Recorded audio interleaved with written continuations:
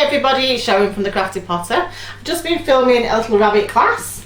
So while I'm waiting for his ears to dry up, I thought I'd use this time and I'll show you how we do our biscuit magnets in the studio. They are really popular and they sell like hotcakes, so I'm going to show you how we do them. And basically I bought a set of cookie cutters, biscuit cutters, just Jammy Dodger, custard cream and bourbons. So I'm going to show you how to make them in this little videoette. So you're going to take a chunk of clay. If you've got the privilege of a slab roller, then hey, I still need one of those yet, but you never know, might get one this summer. So I'm just going to start with a ball of clay, just roughly roll it into a ball, flatten it down a bit. Now then, if you've just got a small ball like that, you can squidge it in your hands like that and flatten it down. If it's bigger and you can't do that and you haven't got a slab roller, then you can use your pin to do it. And all you're going to do is give it a bash, no big welts, just one end to the other, turn your clay over and just bash it. And I tend to do this until I've only got a couple of rolls left to do. So just bash it down all the way. If you're not confident in your slabs and you think you're going to get one bit thicker than the other, you can use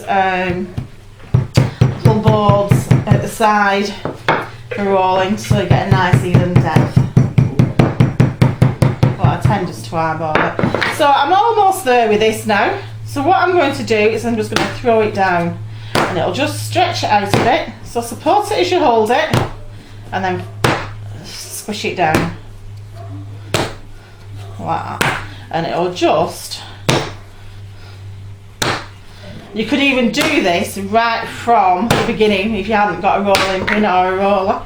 You don't necessarily need a pin to be able to flatten out a piece of clay. Alright, so I'm just going to flatten it down, take it down a little bit more, and I'm going to go a little bit thinner with these because it's a biscuit and I do the fillings. You end up putting 3 together, so I do go quite thin.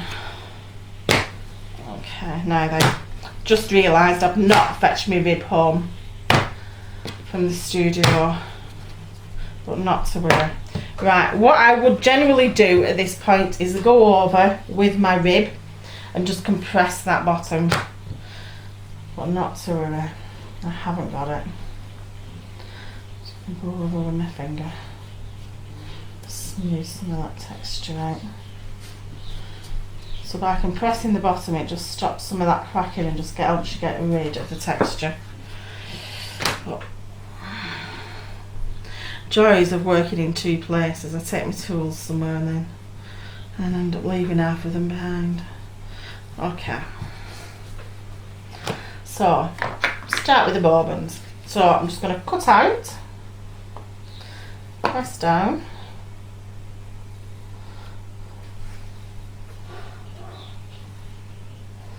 I haven't used these for a while. Oops, just wash the side. Broken biscuit. Alright, and put it there. And you want 2 of them. They're punched a bit.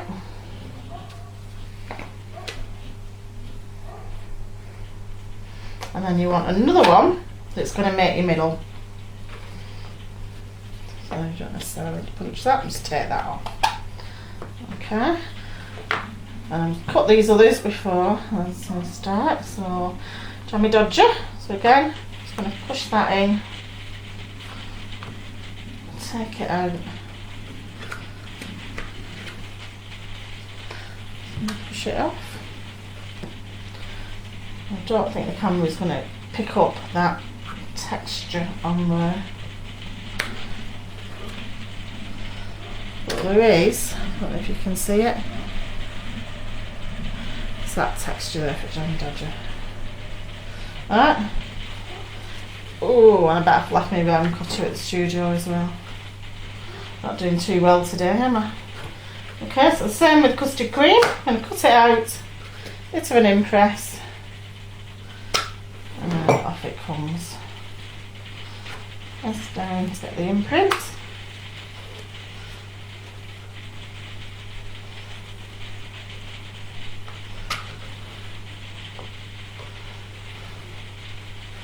And I'm going to cut another one out for the middle.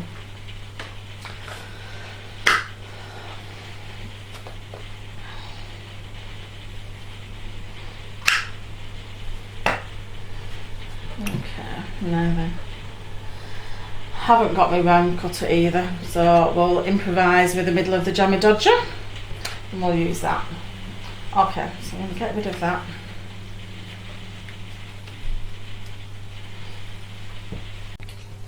Alright, so I'm going to use the little top on this just to put the dip in. On the last ones I made, I actually used a little heart cutter and actually cut the heart out. But you don't have to. You can just press down like that in your middle of your biscuit. Like that. Okay. Okay, so what we're going to do, we're going to use a wet sponge. And again, I'm working from home, so I've not got all my stuff. So I've just cut up an old sponge. And I'm just going to go around the sides and tidy those cut marks up. Now you can, to save having to do this, if you use some cling film over your clay and then punch out, apparently you get a nice tidy finish and it comes a bit more pillowy like.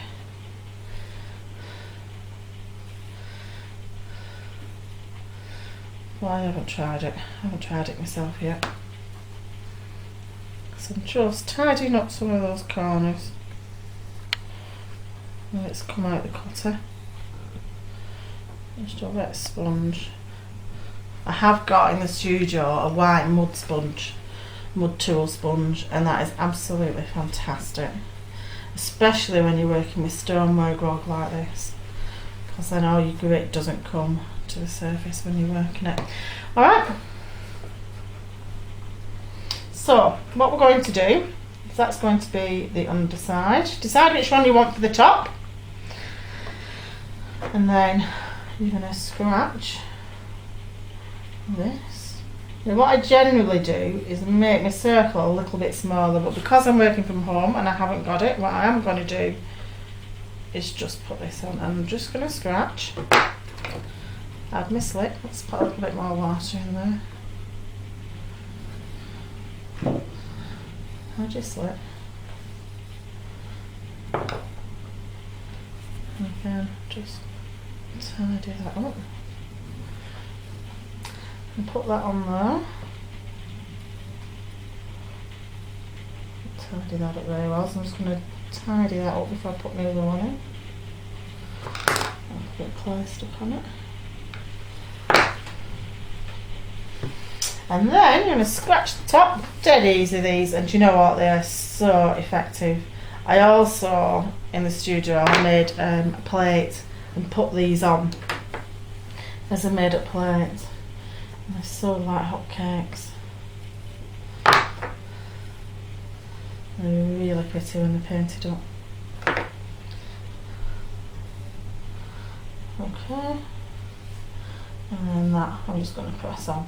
So if you get any seepage, so this one doesn't quite look as good as it would normally do because I've not got the round one in, but I'll show you, you'll see the difference in a minute when I do that, when I do my bobbin.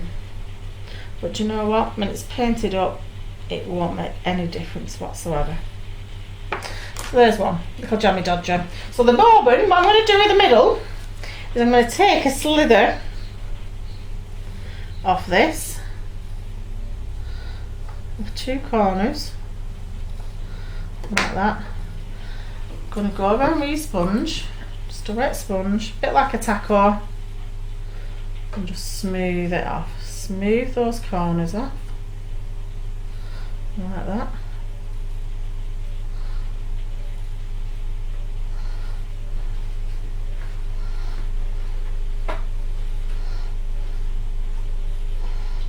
There we go, nice and smooth. And then what you'll see, I think we'll have that one for the top and that one for the bottom. So again, just use your sponge, tidy over those cut lines, and then you're going to put some scratch marks in.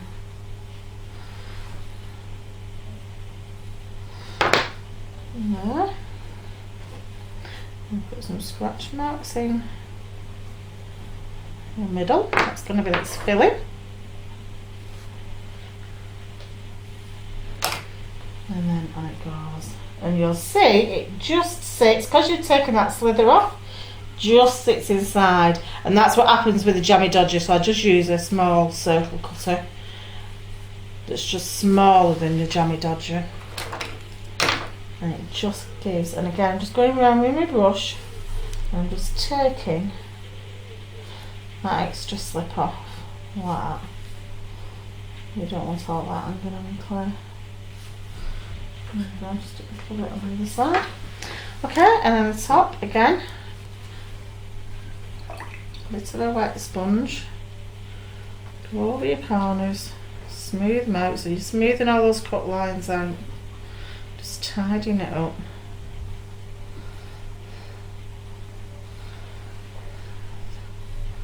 They're fabulous, these. I mean, I make them as magnets, but you could even do them as a little keychain or anything for decoration outside. Okay, and again, dead easy.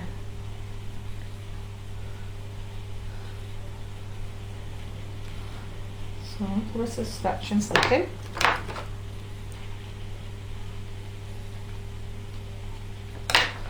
And then you're going to put them on over your top like that.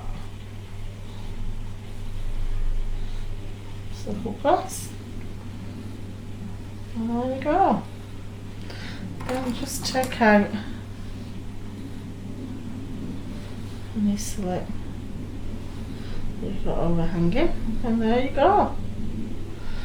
Chocolate bourbon. So the last one to do is our custard cream. I'll have that nice imprint as the top, I think. And again, you're going to do the same for your middle of your custard cream. So you're going to take a chunk off the top, chunk down the side, smooth your corners.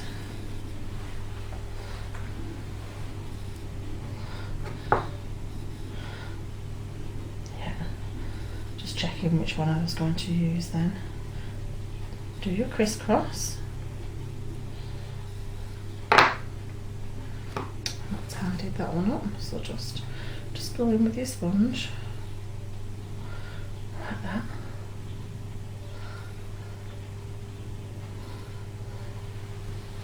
Bit of glue.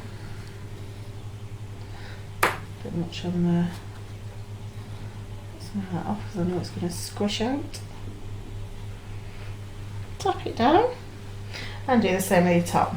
Just tidy those sides up.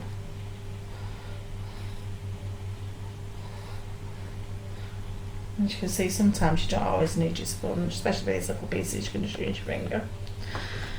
Scratches. And you know what? You can do this with loads of different cutters. There's loads of different cutters there on the market. So just have a good rummage and see what you can find. Christmas ones are ace for doing these sorts of things. And I'll do some little Christmas videos. Probably at the back end of summer I'll do those for you. Gives you a chance to be making them ready for Christmas. So, oh, and I've got a fabulous little Santa that we made last year, so we're going to be doing that as a video as well. And Mrs. Claus that hangs over your fireplace. And they're fabulous, so they'll be coming as well. Probably at the end of August we'll do them ones.